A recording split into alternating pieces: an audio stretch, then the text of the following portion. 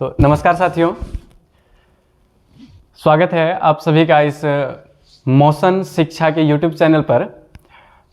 उम्मीद करते हैं आप लोग बहुत अच्छे होंगे और ज़ोरदार तरीके से तैयारी कर रहे होंगे आप लोग, क्योंकि आप लोगों के पास समय बहुत कम है। कुछ भी वापस लिया जा सकता है, लेकिन समय कभी वापस किसी से नहीं लिया जा सकता है। किसी से उधार भी समय नहीं लिया जा सकता है, और भी दुनिया में किसी से उधार भी समय नहीं लिया जा सकता है, और भी दुनिया में जितने भी चीज़ हैं एक दूसरे से लिया जा सकता है, लेकिन समय कभी वापस नहीं आता है। इसलिए आप लोग अपने समय को ना गंवाएं। आप लोगों के पास अभी जो समय है ये बहुत कीमती समय है। ये समय आपको फिर दोबारा नहीं मिलेगा। अगर इस समय का उपयोग आप सही तरीके से नहीं करते हैं तो शायद बाद में आपको पछताना पड़े।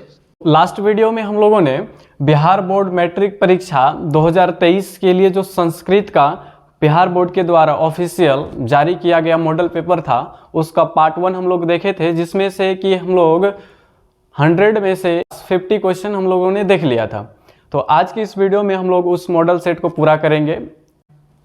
सोचा कि थोड़ा सा आप लोगों का भी मनोरंजन हो जाए मोटिवेशन के साथ, कि सबको सब कुछ विरासत में नहीं मिलता है। सबको सब कुछ विरासत में नहीं मिलता है, कई रातें बितानी पड़ती है किताबों के साथ।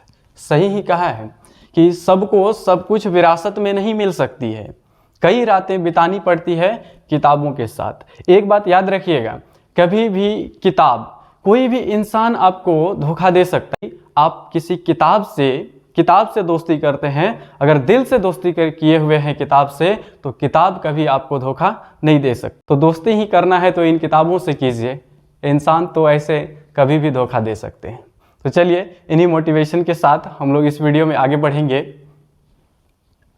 Secondary school examination 2023 annual exam वार्षिक के लिए जो मॉडल सेट बिहार बोर्ड के द्वारा जारी किया गया है, किस चीज़ का है? संस्कृत का। किसका है? संस्कृत का। तो इसका पिछले वीडियो में हम लोगों ने 50 तक देख लिया था। आज 50 से आगे के क्वेश्चन को आज हम लोग इस वीडियो में कवर करेंगे। तो चलिए शुरू करते हैं।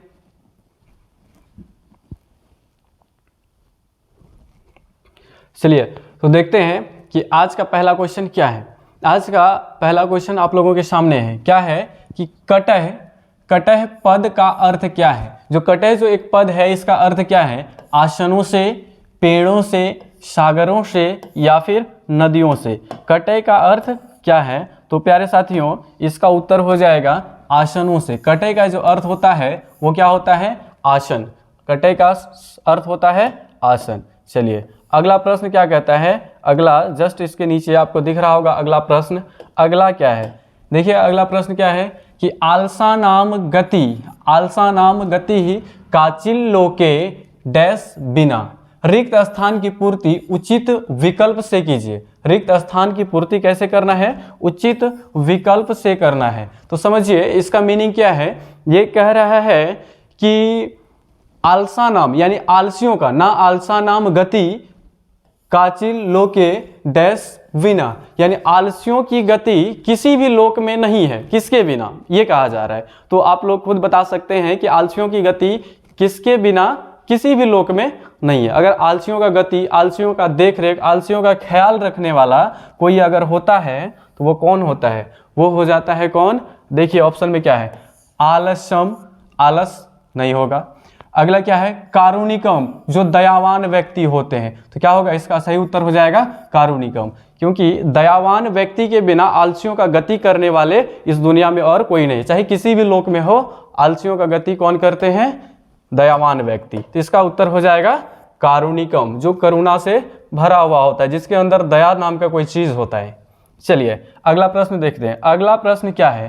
कहता है आलस कथा पाठ में अहो कथमयम कोलाहल। आप लोग बहुत ही अच्छे तरीके से पढ़े होंगे आलस कथा पाठ। उसमें एक आलसी थे जिन्होंने कहा था अहो कथमयम कोलाहल। अरे यह शोरगुल किस चीज का हो रहा है? यह शोरगुल क्यों हो रहा है? यह किस आलसी ने कहा था? किसकी उक्ति है? मतलब किसका कथन है? किसका कथन है? पहला आलसी, दूसरा आलसी, चौथा आलसी या फिर तीसरा आलसी? फटाफट आप लोग बताएंगे किसका कथन है, यह बात किसने बोला था? तो यह बात किसने बोला था?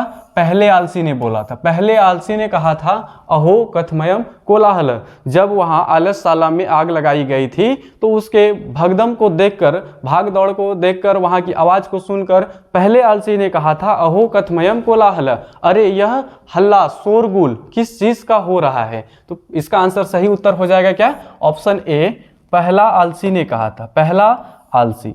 चलिए अगला प्रश्न, अगला प्रश्न देखिए, अगला प्रश्न क्या कहता है कि आलसशाला में आग किसने लगाई थी? बहुत अच्छा सा, बहुत प्यारा सा सवाल है कि आलस, बहुत प्यारा सा, बहुत आसान सा। इसका उत्तर आप तुरंत 1 सेकेंड में दे सकते हैं। आप लोग अब तक दे भी चुके होंगे। क्या दिए होंगे? आलसियों ने। आलसशाला में आग कौन लगाएगा? आलसियों ने, मंत्री वीरेश्वर ने, या फिर आलसशाला के कर्मचारियों ने, या विद्यापति ने?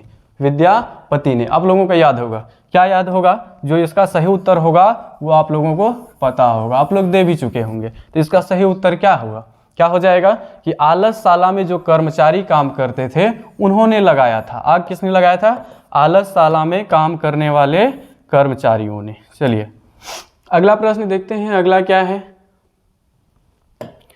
अगला प्रश्न आपका है प्रश्न संख्या 55। प्रश्न संख्या है 55। ये प्रश्न कहता है ऋग्वेद, ऋग्वेद में कितनी ऋषिकाओं का उल्लेख मिलता है?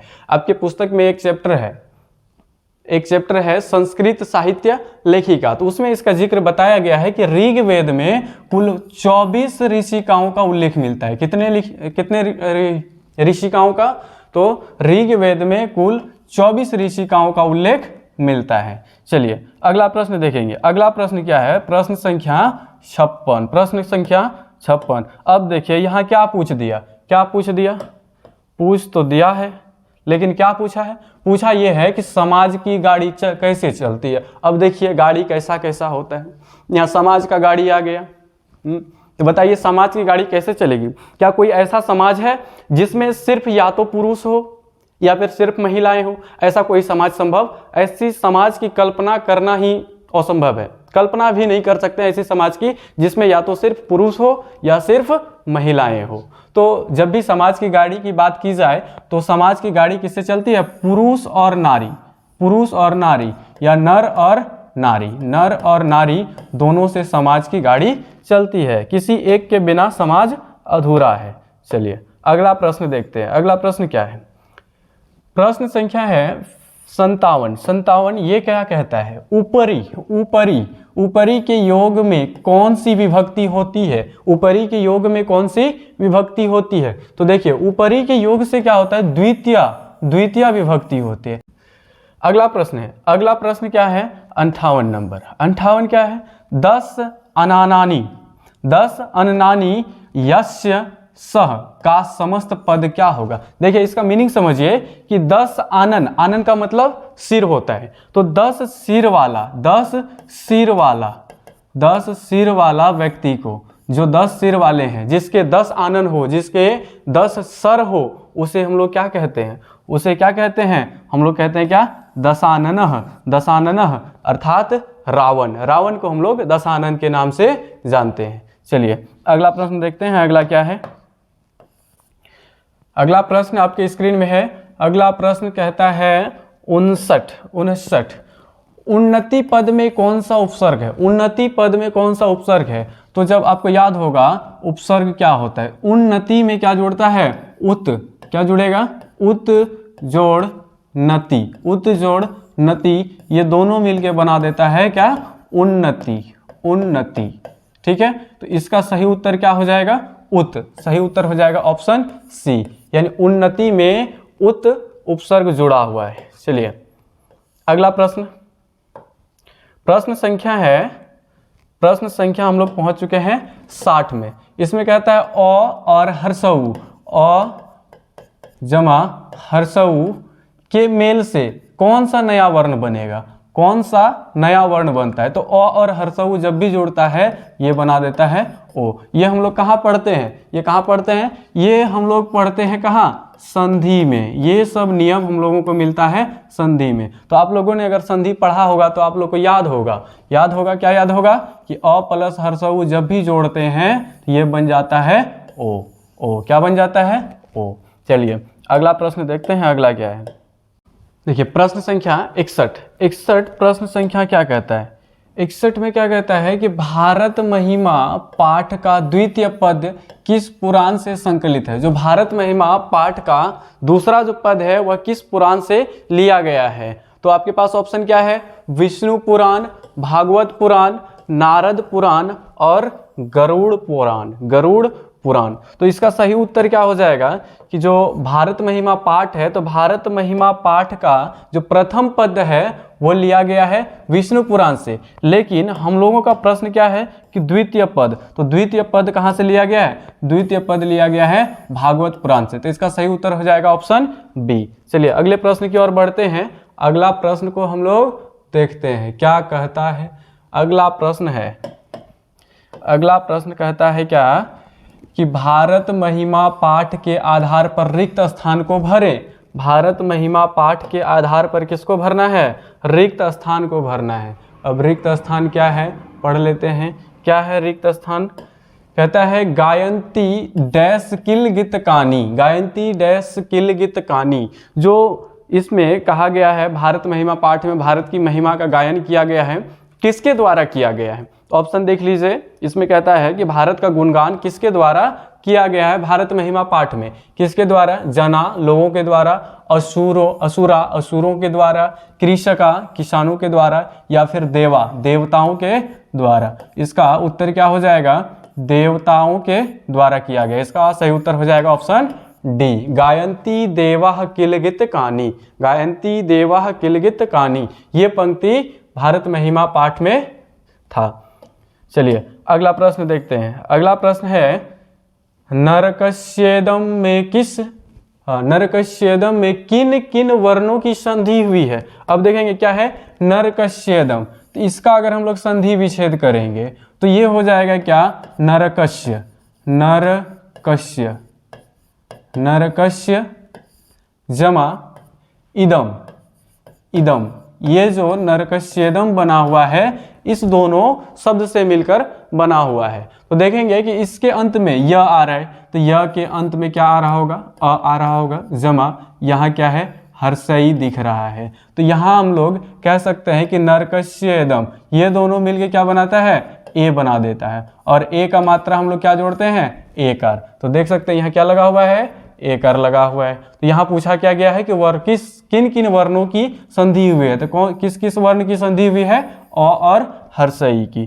चलिए देखते हैं कि अ और हर्षई जो है किस ऑप्शन में मिल रहा है हम लोग को। किस ऑप्शन में मिल रहा है? अ और हर्षई। तो आइए देखते हैं किस में मिल रहा है। तो ऑप्शन सी में मिल रहा है। ऑप्शन सी में है अ प्लस हर्षई। ठीक है, इसका सही उत्तर हो जाएगा ऑप्शन सी। चलिए अगला प्रश्न देखते हैं हम लोग। अगले प्रश्न की ओर बढ़ते हैं और अगला प्रश्न हम लोगों का है किस पद में अभी उपसर्ग है? किस पद में अभी उपसर्ग है? ऑप्शन क्या क्या है आपके पास? ऑप्शन देखिए जरा। ऑप्शन क्या है? अभेदः, आभारः, अभिन्नः, अभ्युदयः। तो आप लोगों को याद होगा संधि अगर पढ़े होंगे तो संधि के अनुसार भी और उपसर्ग के अनुसार भी ये शब्द संधि में भी बार बार उपयोग होता है। अभ्युदय, तो अभ्युदय को अगर संधि विच्छेद करेंगे तो इसका हो जाता है क्या? अभी जमा उदय, अभी जमा उदय, ये हो जाता है। तो आप देखेंगे कि अभी जो उपसर्ग है वो कहाँ लग रहा है? अभ्युदय में। किस में लग रहा है? अभ्युदय। इसका मतलब क्या हुआ कि इस प्रश्न का सही उत्तर हो जाएगा ऑप्शन सी। कौन सा ऑप्शन? Option C. चलिए अगला प्रश्न को हम लोग देखते हैं। अगला प्रश्न क्या है? अगला प्रश्न है अव्ययी भाव समास का पहला पद। जिस भी समास का पहला पद अव्यय होता है उसे ही हम लोग कहते हैं अव्ययी भाव समास। तो देखिए ऑप्शन में क्या क्या मिल रहा है। तो अव्ययी भाव समास का पहला पद क्या होता है? तो यहाँ उत्तर हो जाएगा क्या? अव्यय। अव्यय हो जाएगा। देखिए यह ऑप्शन कहाँ मिलेगा आपको? यह ऑप्शन जो आपको मिलेगा वो ऑप्शन डी में मिलेगा और यही ऑप्शन आपका सही उत्तर भी हो जाएगा। चलिए अगले प्रश्न की ओर बढ़ते हैं। इसी तरह हम लोग देखेंगे सारे प्रश्न को 100 तक हम लोग देख लेंगे। आज इस मॉडल सेट को हम लोग समाप्त करेंगे और अगले वीडियो में हम लोग क्या शुरू करेंगे, हम लोग अगले वीडियो में धातु रूप को लेकर आने वाले, लकार को लेकर आएंगे और लकार से किस तरह से धातु रूप का निर्माण होता है तो वो हम लोग सीखेंगे अगले वीडियो में। चलिए आज हम लोग इस मॉडल सेट को समाप्त कर देते हैं। अगला प्रश्न देखिए, अगला प्रश्न क्या है, अनाहुतः। अनाहुतः में कौन सा समास है, अनाहुतः में कौन सा समास है? तो देखिए समास आप लोग पढ़े होंगे, समास आप लोग पढ़े होंगे क्या क्या, कर्म अव्ययी भाव समास भी पढ़े होंगे, नए समास भी पढ़े होंगे, द्वंद्व समास भी पढ़े होंगे और कर्मधारय समास भी पढ़े होंगे। लेकिन इस प्रश्न का सही उत्तर क्या हो जाएगा? इस प्रश्न का सही उत्तर हो जाएगा नए समास। क्या होगा? नए समास। क्योंकि नए समास क्यों होगा, इसके पीछे का कारण क्या है कि अनाहुतः, अनाहुतः इसका मतलब होता है बिना बुलाए, मतलब बुलाया गया नहीं है, तो नहीं होने का बोध हो रहा है यहाँ से, इसलिए अनाहुतः में कौन सा समास होगा? तो नए समास होगा। ठीक है, अनाहुतः में कौन सा समास हो जाएगा? नए समास। चलिए अगला प्रश्न देखते हैं। अगले प्रश्न में क्या कहता है? अगला प्रश्न है आपका प्रश्न संख्या 67। प्रश्न संख्या है आपका 67। चलिए ये देखिए क्या कहता है, प्रश्न संख्या कहता है संस्कार कितने प्रकार के होते हैं। देखिए ये बहुत ही आसान सा क्वेश्चन है, संस्कार कितने प्रकार के होते हैं, तुच्छ सा सवाल है, इसको तो हम लोग चुटकी में बना देंगे, इसका तो आंसर आप लोगों को याद होगा। संस्कार कितने प्रकार के होते हैं? 5 प्रकार के। संस्कार 5 प्रकार के। कौन कौन सा? जन्म पूर्व संस्कार, कौन सा? जन्म पूर्व संस्कार, शैशव संस्कार, शिक्षा संस्कार, गृहस्थ संस्कार। कितना हो गया? जन्म पूर्व संस्कार, शैशव संस्कार, शिक्षा संस्कार, गृहस्थ संस्कार और एक होता है मरणोपरांत संस्कार, जिसको हम लोग बोलते हैं अंत्येष्टि संस्कार। तो संस्कार 5 प्रकार के होते हैं। यदि संस्कारों की कुल संख्या पूछ ली जाए तो संस्कारों की कुल संख्या 16 होती है, इसमें कोई शक नहीं है। लेकिन संस्कार के प्रकार अगर पूछा जाए तो संस्कार के सिर्फ 5 ही प्रकार होते हैं और इन्हीं 5 के अंदर 16 संस्कार समाहित किए गए हैं। चलिए आगे देखते हैं अगला प्रश्न क्या है। अगला प्रश्न है हम लोगों का 68 नंबर। ये देखिए अंत्येष्टि संस्कार से आ गया प्रश्न। अंत्येष्टि संस्कार क्या है? अंत्येष्टि संस्कार कब होता है? अनुमान लगाइए जरा, अंत्येष्टि संस्कार कब होता होगा? अंत्येष्टि नाम से ही पता चल रहा है कि उस किसी भी व्यक्ति के जीवन का सबसे अंतिम संस्कार, अंत्येष्टि जो अंत में हो, सबसे अंत में हो, तो अंत कब होगा? मरने के बाद। तो इस प्रश्न का सही उत्तर क्या होगा? जन्मोपरांत नहीं, क्या हो जाएगा? मरणोपरांत। क्या होगा? मरणोपरांत, अर्थात मृत्यु के बाद, मरने के बाद अंत्येष्टि संस्कार किया जाता है। चलिए अगले प्रश्न को देखते हैं। अगला प्रश्न क्या है हम लोगों का? अगला प्रश्न है 69 नंबर। देखिए अगला प्रश्न बहुत ही शानदार सा प्रश्न है और इसका आंसर आप लोगों को पहले से पता होगा। आइए देखते हैं क्या होगा। अपनी उन्नति चाहने वालों को कितने दोषों को त्याग देना चाहिए? अगर किसी व्यक्ति को अपना उन्नति चाहता है, कोई व्यक्ति अपना उन्नति चाहता है तो उसे कितने दोषों को त्याग देना चाहिए? तो इसका सही उत्तर क्या हो जाएगा? इसका सही उत्तर होगा 6। आप लोगों को याद होगा कौन कौन सा? निंद्रा, कौन कौन सा? निंद्रा, तंद्रा, निंद्रा, तंद्रा, उसके बाद क्रोध, क्रोध, आलस, आलस, क्रोध, निंद्रा, तंद्रा, क्रोध, आलस, लोभ, लोभ और एक होता है लास्ट दीर्घ सूत्रता, दीर्घ सूत्रता, सूत्रता, दीर्घ सूत्रता। ये 6 दोष हैं, 6 दोष हैं जिन्हें अपनी उन्नति चाहने वाले व्यक्तियों को इन 6 दोषों से दूर रहना चाहिए। इन 6 दोषों से दूर रहना चाहिए। निंद्रा, तंद्रा, क्रोध, आलस, लोभ और दीर्घ सूत्रता, इन 6 दोषों से दूर रहना चाहिए। चलिए अगला प्रश्न, इसका उत्तर क्या हो जाएगा? 6। अगला प्रश्न देखेंगे, प्रश्न संख्या 70। इसमें क्या कहता है? घर की शोभा कौन करता है? देखिए घर की शोभा कौन है? घर की शोभा कौन है? तो घर की शोभा कौन है?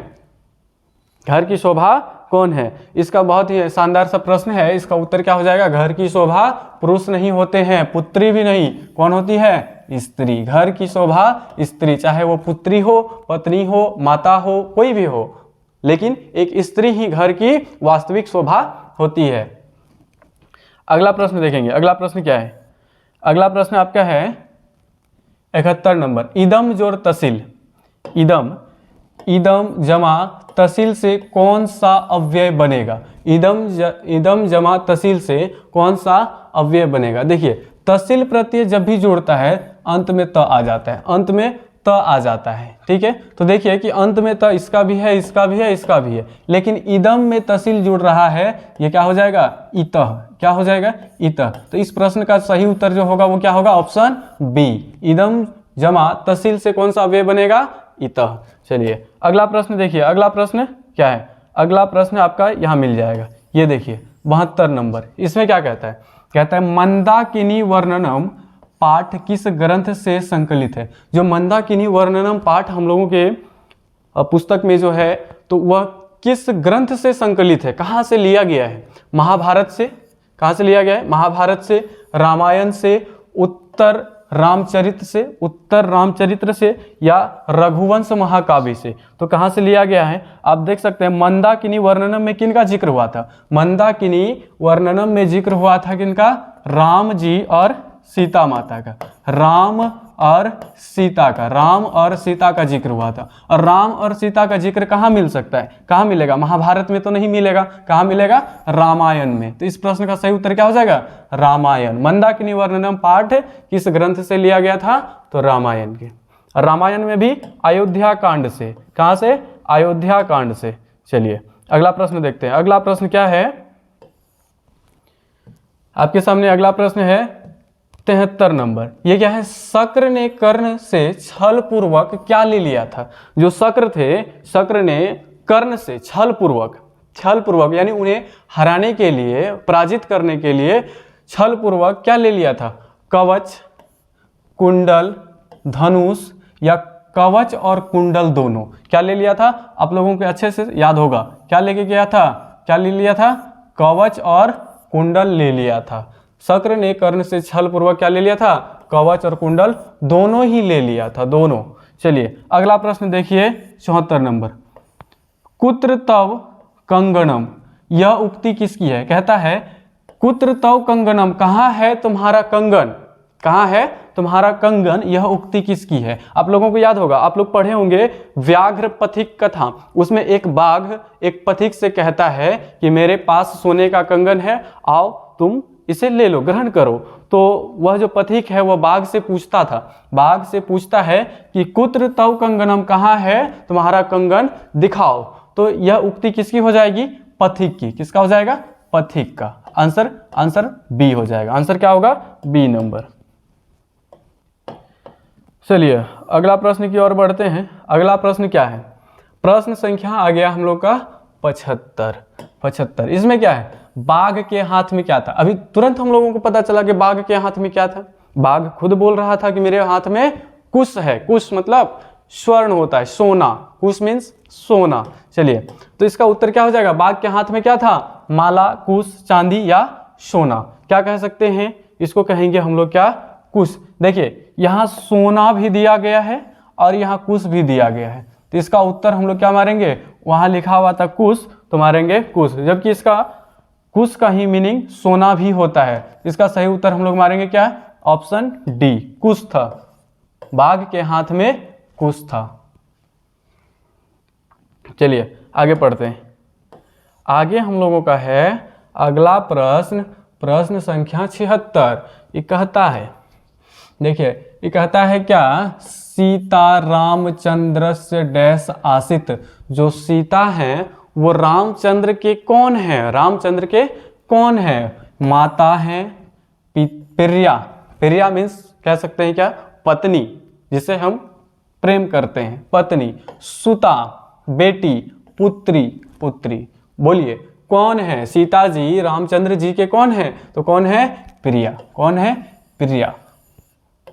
चलिए अगला प्रश्न को देखते हैं। अगला क्या कहता है कि लौकिकः पद का प्राकृतिक प्रत्यय क्या होगा? लौकिकः पद का प्रकृति प्रत्यय क्या होगा? तो देखिए लौकिक कैसे बना है? तो लौकिक जो बना है वो बना है लोक प्लस ठक प्रत्यय। ठक, आपको याद होगा कि अगर प्रत्यय पढ़े होंगे तो जिस शब्द में ठक प्रत्यय लग जाता है उसमें जुड़ जाता है क्या, अंत में मिलेगा इक। क्या मिलेगा, इक।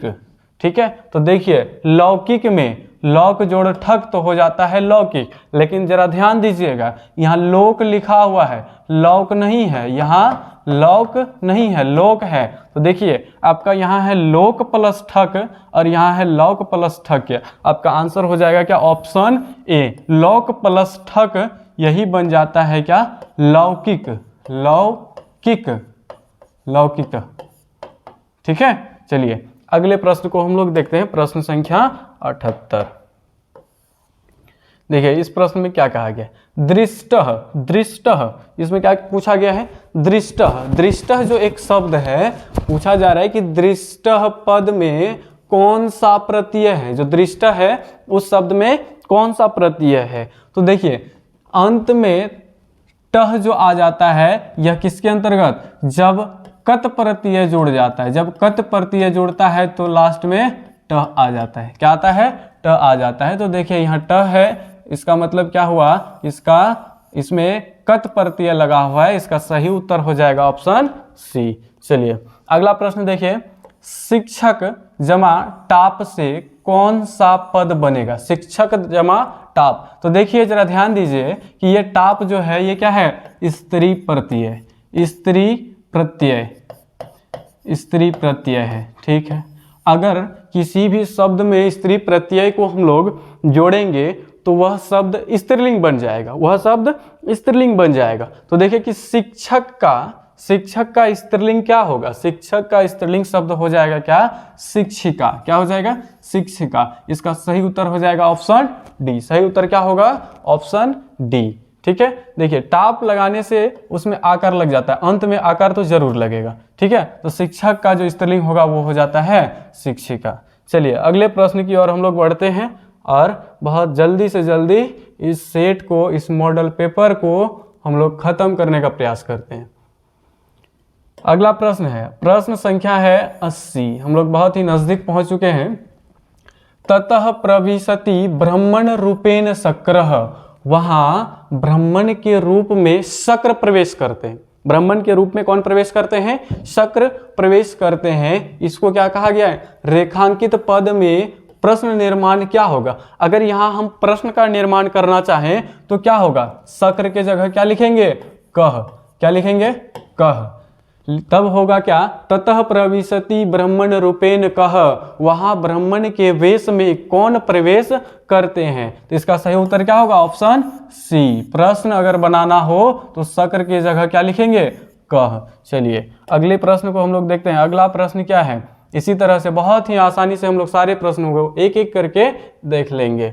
और यह सब आप लोग जो याद है तो याद है ही, और जो याद नहीं है आप लोग एक बार ध्यान से देखेंगे, याद भी हो जाएगा। क्रिया के जनक को क्या कहते हैं। देखिए क्रिया के जनक को क्या कहते हैं, क्या कहेंगे, क्रिया के जनक को हम लोग कहते हैं क्या, कारक। क्रिया के जनक को कारक, यानी क्रिया को बतलाने के लिए, क्रिया को दर्शाने के लिए कारक की आवश्यकता होती है। अगले प्रश्न में हम लोग देखेंगे। अगला प्रश्न क्या है, प्रश्न संख्या 82। देखिए यह प्रश्न क्या कहता है, प्रश्न है किस वाक्य में कर्तृकरणस्यो तृतीया सूत्र से तृतीया विभक्ति हुई है। तो इसका देखिए क्या कहता है कि कर्तृ, कर्तृ का मतलब क्या हो जाएगा, कर्ता, और करणस्यो करण कारक जो कि तृतीया विभक्ति होता है। तो तृतीया विभक्ति कर्ता होना चाहिए। तो जहां भी तृतीया विभक्ति लगता है वहां एन अधिकांश देखा जाता है, तृतीया विभक्ति में एन जोड़ा जाता है, और इसमें क्या है, कर्ता होना चाहिए। तो देखिए ये क्या है, मोहन करता है, लेकिन इसमें एन नहीं लगा हुआ है। यहाँ जरा ध्यान दीजिए, यहाँ क्या है, बालकेन, बालक क्या है, कर्ता, और इसी को बदला गया है किसमें, तृतीया विभक्ति में। किसमें बदला गया है, तृतीया विभक्ति में। तो इस सूत्र से कर्तृकरणयोस्य तृतीया, कर्तृकरणयोस्य तृतीया सूत्र से ये वाक्य बना हुआ है। तो इसका सही उत्तर हो जाएगा ऑप्शन ए। चलिए अगले प्रश्न की ओर हम लोग बढ़ते हैं। अगला प्रश्न देखते हैं क्या है, प्रश्न संख्या प्रश्न संख्या 83 फटाफट देखेंगे हम लोग। क्या है? नीलकंठ में कौन सा समास है? नीलकंठ में कौन सा समास है? तो बताइए आप लोग, नीलकंठ में कौन सा समास होगा?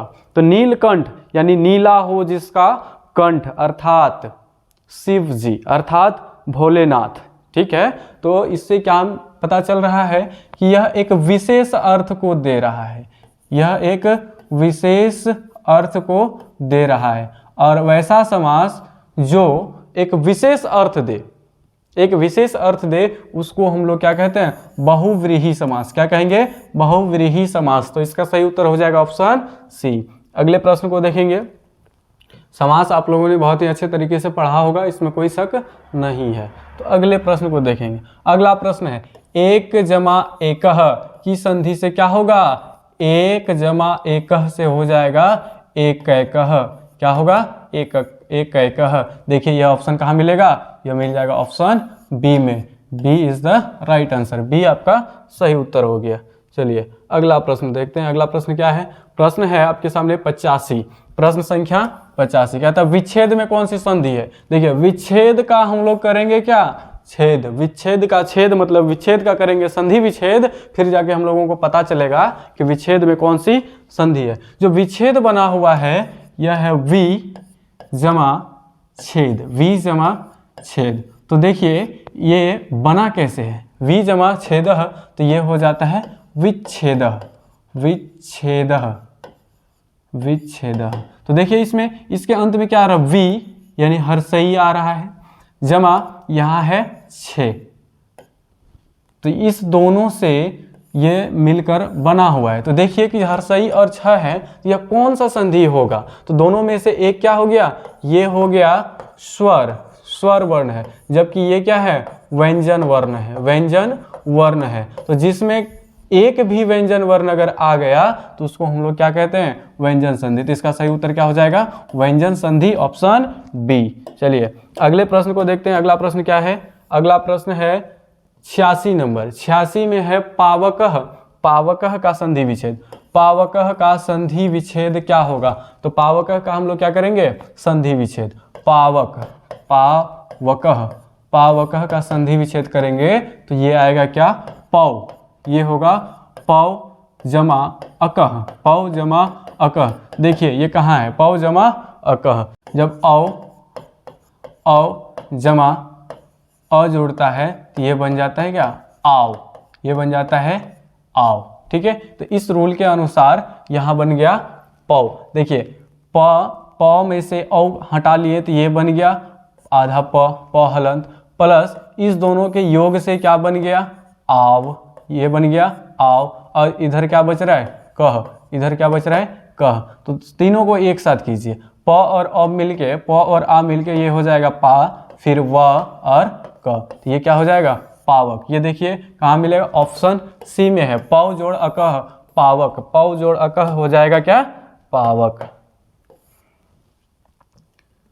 चलिए देखिए संधि से बहुत ही क्वेश्चन आ रहा है, संधि से क्वेश्चन आ रहा है, तो ध्यान देंगे। संधि से भी क्वेश्चन, अच्छा खासा क्वेश्चन आपके बिहार बोर्ड में पूछ लिया जाता है, तो ध्यान देंगे। संधि में, संधि में क्या कहता है? च जमा अस्ति की संधि क्या होगी? थोड़ा ध्यान देंगे इधर, क्योंकि यह क्वेश्चन संधि से आपका बार बार पूछा जाता है। च जमा अस्ति, तो ये क्या हो जाएगा? चास्ती। ऑप्शन डी, च जमा अस्ति हो जाएगा चास्ती। चलिए अगले प्रश्न को देखेंगे। आप लोग एकदम बोर्ड में नज़र टिकाए रखें, बहुत ही जल्दी यह मॉडल सेट आप लोगों के सामने ही ख़त्म करने वाले हैं अभी। देखिए अगला क्या है? अगला कहता है अस धातु। अस धातु के लिरिट लकार का रूप निम्न में से कौन सा होगा? लिरिट लकार का मतलब समझ रहे हैं? लिरिट लकार का मतलब होता है क्या? भविष्यत काल, भविष्य काल। अब भविष्यत काल का रूप कैसे चलता है? स्यति स्यत स्यन्ति, स्यति स्यत स्यन्ति, स्यसि स्यत स्यत श्यामी, श्यावह श्यामः। तो देखिए लिरिट लकार में पूछा है अस धातु का, तो क्या हो जाएगा? ये जो अस धातु है ना, तो अस का भी मतलब होता है होना, और ये बाद में जब बदल जाता है किसमें? ये बन जाता है भव। ये जब इसका रूप चलता है लिरिट लकार में तो ये हो जाता है भव, और भव का हो जाएगा लिरिट लकार में क्या? भविष्यति। क्या हो जाएगा? भविष्यति। इसका तो सही उत्तर क्या होगा? Option B. चलिए इसका उत्तर हो जाएगा ऑप्शन बी। अब हम लोग देखेंगे अगले प्रश्न को। अगला प्रश्न कहाँ है? आप लोगों के सामने। तो देखिए अगला प्रश्न भी ज़्यादा दूर नहीं है। देखिए, किस समास का पहला पद संख्यावाची होता है? कौन ऐसा समास है जिसका पहला पद संख्यावाची होता है, जो संख्या से शुरू होता है, जिसके बोलने से किसी न किसी संख्या का बोध होता है? क्या हो जाएगा? द्वंद्व समास, अव्ययी भाव समास, बहुव्रीहि समास या फिर द्विगु समास। तो वैसा समास जिसका प्रथम पद संख्यावाची हो उसको हम लोग क्या कहते हैं? उसको हम लोग कहते हैं प्यारे साथियों, हम लोग कहते हैं उसको क्या? ऑप्शन डी, द्विगु समास कहते हैं। उसको क्या कहते हैं? द्विगु समास। चलिए अगला देखते हैं हम लोग। अगला प्रश्न क्या है? हम लोगों ने जितना भी किया बहुत अच्छे से प्रश्न किया। आगे देखते हैं हम। सस्नेहम क्या है? सस्नेहम। सस्नेहम में कौन सा समास है? तो देखिए इसमें क्या हो जाएगा? अव्ययी भाव समास। ये स जहां लग जाए उसमें क्या होगा? हमेशा अव्ययी भाव समास। तो अव्ययी भाव समास लिंग के कारण, वचन के कारण उसका कभी रूप नहीं बदलता है। तो ये जो सस्नेहम है ये भी कभी चाहे किसी भी लिंग के साथ उपयोग हम लोग कर सकते हैं, इसका रूप कभी नहीं बदलेगा। तो ये हो जाएगा क्या? अव्ययी भाव समास। देखिए प्रश्न संख्या 91। प्रश्न संख्या 91 में क्या कहता है? हम लोग फटाफट इसको खत्म करेंगे, देखेंगे जल्दबाजी में, क्योंकि आगे भी बहुत कुछ हम लोगों को पढ़ना है। इसके बाद संस्कृत का दूसरा भी मॉडल सेट लेकर आएंगे। इससे जितने भी, एक वीडियो होगा सिर्फ ग्रामर का, एक वीडियो होगा सिर्फ ऑब्जेक्टिव जो बुक से बनेंगे। फिर इसमें हम ये भी बताएंगे अनुवाद का नियम क्या होता है, अनुवाद करना सिखाएंगे। धातु रूप को भी देखेंगे, शब्द रूप कैसे होता है, शब्द रूप को भी देखेंगे, हम लोग याद करवा देंगे। और कहाँ से किस टाइप से क्या क्या क्वेश्चन पूछता है वो सारा हम लोग देखेंगे इसी चैनल पे। इसीलिए आप लोग क्या करेंगे? इस वीडियो को तो देख ही रहे होंगे, और देख के आप इस चैनल को अगर सब्सक्राइब नहीं किए हुए हैं तो सब्सक्राइब कर लेंगे, ताकि अगला वीडियो जैसे ही हम अपलोड करेंगे तो आप लोगों तक नोटिफिकेशन। वीडियो को छोड़ के कहीं जाना नहीं है आपको, यहीं एक ही जगह से सारे सब्जेक्ट के जितने भी मॉडल सेट हैं, सारे मॉडल सेट इसी चैनल पर अपलोड कर दिया जाएगा, आप लोग देख सकते हैं। चलिए ठीक है, बातचीत होती रहेगी। हम लोग आगे देखते हैं, आगे बढ़ते हैं इसमें कि अगला प्रश्न क्या है। प्रश्न संख्या है 92। देखिए ये कहता है कि पटुतमः, पटुतमः पद में कौन सा तद्धित प्रत्यय है? पटुतमः पद में कौन सा तद्धित प्रत्यय है? तो थोड़ा ध्यान से देखेंगे। पटुतमः अंत में क्या दिख रहा है? तमः। तो देखिए कि तमः का मतलब इसमें क्या जुड़ा हुआ है? तम जुड़ा हुआ है, तम।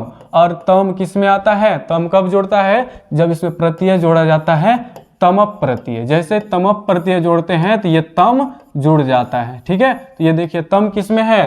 तम किस में आएगा? तमप प्रत्यय में। तो इसका सही उत्तर हो जाएगा ऑप्शन बी। चलिए अगला प्रश्न देखिए। प्रश्न संख्या है आपका 93। 93 में क्या कहता है? ये कहता है शांति किससे स्थापित होती है? शांति किससे स्थापित होती है? अपकार से, स्वार्थ से, क्रोध से? नहीं होगा, इस तीनों से नहीं होने वाला है। किससे होता है शांति स्थापित? परोपकार। जब हम लोग किसी दूसरे का उपकार करते हैं तो खुद को एक संतुष्टि आता है, खुद हम लोग संतुष्ट हो जाते हैं कि दूसरे का मदद करके एक अलग ही खुशी मिलती है, तो उसे हम लोग शांति कहेंगे। उसी खुशी को हम लोग कहेंगे क्या? शांति मिलना। चलिए अगला प्रश्न है आपका, प्रश्न संख्या हो गया 94। ये कहता है कि सारा संसार अपना परिवार किसके लिए? सारा संसार अपना परिवार, यह किसके लिए? ऐसा जो मानते हैं उसे हम लोग क्या कहेंगे? सारा संसार अपना परिवार, वासुधैव कुटुंबकम। देखिए संकुचित हृदय वाले, मतलब जिसका छोटा सा दिल हो, बहुत छोटा सा दिल हो, तो वो सारे संसार को अपना परिवार नहीं मानेगा, वह बस स्वार्थी होगा, अपने लिए ही सोचेगा। दूसरा ऑप्शन क्या है? भिखारी के लिए। भिखारी क्या चाहेगा? सारा संसार अपना परिवार, वो नहीं चाहेगा। ठीक है, उदार चरित्र वालों के लिए। उदार चरित्र मतलब जो दिल का बड़ा आदमी हो, एकदम दिलदार व्यक्ति हो, उसे हम लोग कहेंगे क्या? उदार चरित्र वाले। उदार चरित्र वाले। तो संसार, सारा संसार अपना परिवार किसके लिए होता है? उदार चरित्र वाले। और उदार चरित्र वाले लोगों का दिल बहुत बड़ा होता है, सबको अपने जैसा मानता है, किसी से कोई दुश्मनी उन्हें नहीं होता है। सारा संसार अपना परिवार। चलिए आगे हम लोग देखेंगे 95 नंबर क्वेश्चन। 95 नंबर क्वेश्चन, ये क्वेश्चन क्या कहता है? ये क्वेश्चन कहता है, क्या कहता है? चलिए देख लेते हैं, पूछ लेते हैं क्या कहता है। कर्णियम, कर्णियम पद का प्राकृतिक प्रत्यय निम्न में है। कौन है? करणीयम। ये जो करणीयम है ना, अंत में देखिए, इस मोह को छोड़िए, इधर देखिए निय, यहाँ अगर देखेंगे तो मिलेगा क्या? अनिय, अनिय। ठीक है, यहाँ जो ये शब्द बना है ये इसमें मिल जाएगा अनिय। अनिय का मतलब क्या है? अनिय में आप क्या कीजिए, थोड़ा सा एक र लगा दीजिए, तो यही इसका प्रत्यय हो जाएगा। जिस शब्द के अंत में अनिय मिला, अनिय, तो वह हो जाएगा अनियर प्रत्यय। वह कौन सा प्रत्यय होगा? अनियर। तो देखिए अनियर तो होगा, अनियर इसमें भी है, इसमें भी है, लेकिन सही उत्तर कौन होगा? सही उत्तर क्या हो जाएगा? क्री, कर जोड़ अनियर नहीं, ये हो जाएगा क्री जोड़ अनियर। तो इसका सही उत्तर हो जाएगा क्या? Option C. चलिए ऑप्शन सी हो गया। अगला प्रश्न हम लोग देखते हैं। अगला क्या है? 96 नंबर प्रश्न। देखिए 96 नंबर प्रश्न क्या है? कर्मधारय समास का उदाहरण है। कर्मधारय समास का उदाहरण कौन है? देखिए कर्मधारय में क्या होता है? विशेष्य विशेषण, यानी कोई एक वस्तु होता है और उसी के साथ एक शब्द लगा रहता है जो उस वस्तु की विशेषता को बतलाता है। तो देखिए वैसा शब्द कहाँ मिल रहा है? विशेष्य विशेषण। यथाशक्ति ये अव्ययी भाव समास होता है। राजभवन, राजा का भवन, तत्पुरुष समास होता है। फिर देखिए राजलक्ष्मी, राजलक्ष्मी भी नहीं होगा, क्या होगा? नीलो उत्पलम, नीलोत्पलम। नीलो का मतलब नीली, नीली ये विशेषता बतला रहा है। नीला क्या है? एक रंग है, और रंग क्या हो सकता है? एक विशेषता। किसका? उत्पलम का मतलब होता है कमल। कमल क्या होता है? कमल। तो कमल की विशेषता है नीली, तो इसको हम लोग कहते हैं विशेषण। इसको हम लोग क्या कहेंगे? विशेषण, विशेषण। और ये होता है विशेष्य, विशेष्य, विशेष्य, यानी जो विशेषता है उसे विशेषण कहेंगे, और जिस चीज की विशेषता है उसको हम लोग कहते हैं विशेष्य, विशेष्य। तो वैसा समास जिसमें विशेष्य विशेषण दोनों एक ही है, दोनों पद एक ही साथ हो, उसको हम लोग कहते हैं क्या? कर्मधारय समास। तो इसका सही उत्तर क्या हो जाएगा? नीलोत्पलम। इसी को हिंदी में कहा जाता नील कमल। चलिए अगला प्रश्न देखिए क्या है। अगला प्रश्न क्या है?